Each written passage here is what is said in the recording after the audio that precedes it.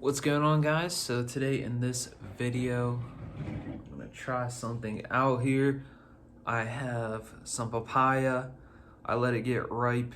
It's pretty mushy. I mushed up a spoonful of it, and then I have some other pieces that I can see if any of them are willing to actually take a bite out of it.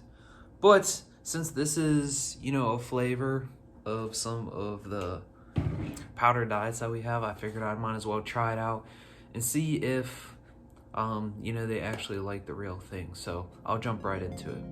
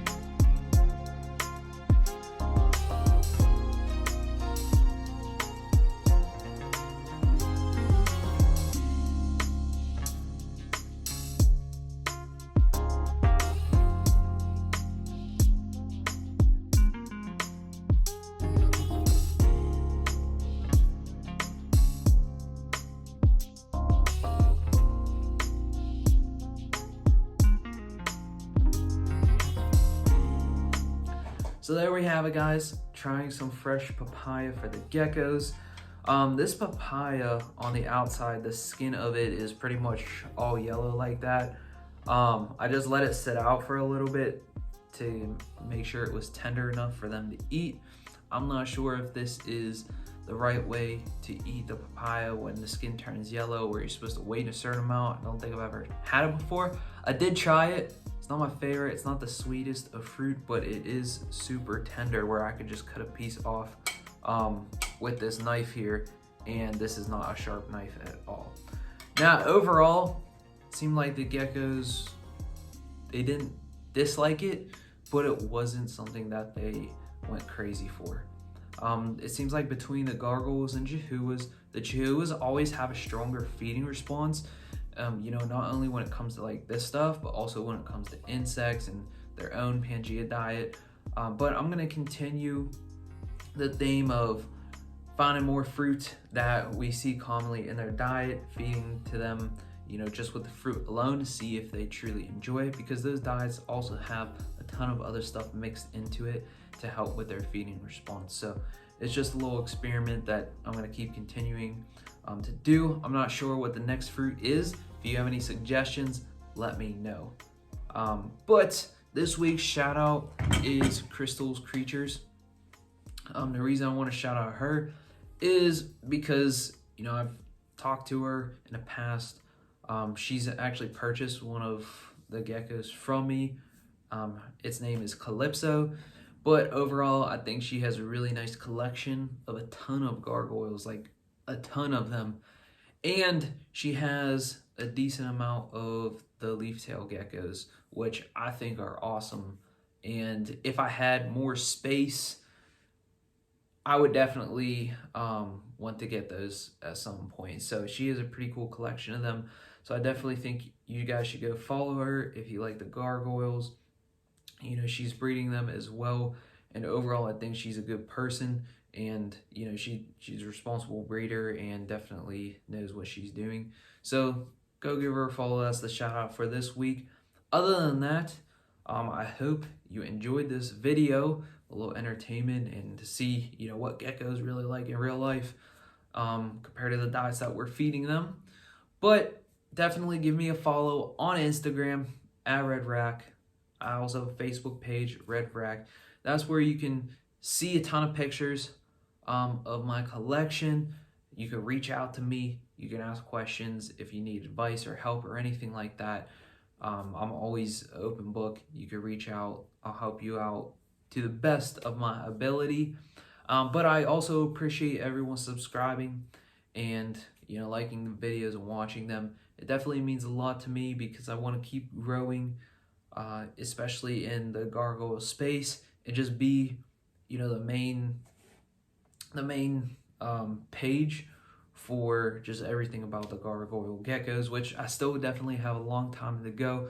You know, there's still a ton of people that I look up to that have way more experience and way more interesting collections than I do, but I hope to be, you know, another piece in that space there for everyone. So I appreciate everything. Your support means a ton.